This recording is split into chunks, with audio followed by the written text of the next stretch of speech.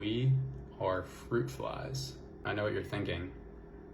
I am not a fruit fly, but hear me out. If you've ever had a fruit fly problem, you take a mason jar, fill it with strawberries, honey, something sweet, put a cone, a paper cone or a funnel on the top. The fruit fly senses the really sweet thing, and so it flies down through the cone, tiny little opening, but then it's stuck, doesn't know how to get out. The attraction and the pull of that honey or that fruit was so strong, just sucked the fruit fly in. So why are we like fruit flies?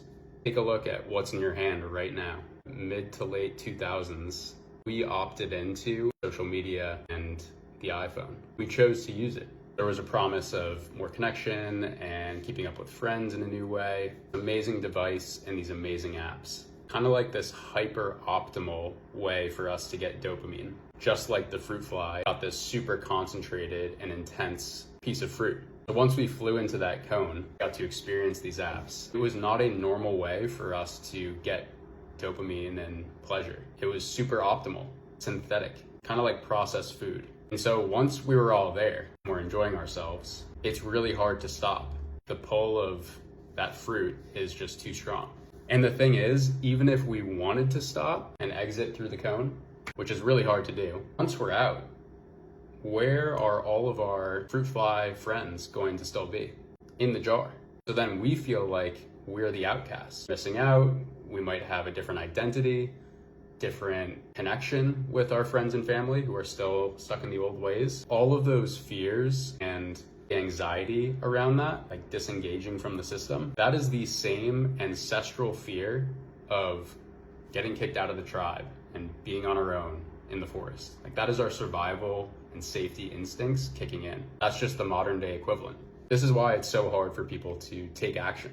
Yes, you're probably wrestling with a personal addiction loop, like let's call it for what it is. But then you have this collective action problem, which makes it incredibly hard to escape.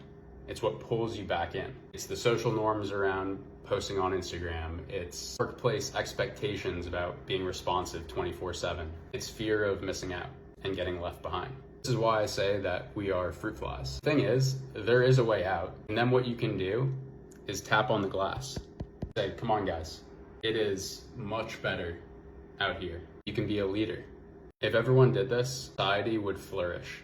And I'm not saying, don't use your phone or technology at all. We obviously need that based on how our society is constructed, but it's about intentional balance and protecting your attention, which is the foundation for living a well-lived life. Leaving the jar is hard, but it does get better with time. And then what happens is your life opens up.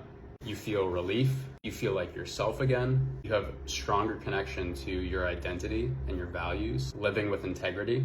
And I know you're thinking that connection is going to suffer, like you're gonna feel less close to friends or family. But what happens is the people who really matter in your life, the ones that are really close to you, those connections just get deeper. You get more depth. That's what we're all craving. So the question is, now that you know you're in the jar, are you going to try to get out? If that's you, I would love to support. I've taken tons of clients through that journey. You'll get to results a lot faster, with a lot less headache if you have structure and accountability. Hope this helps and have a great day.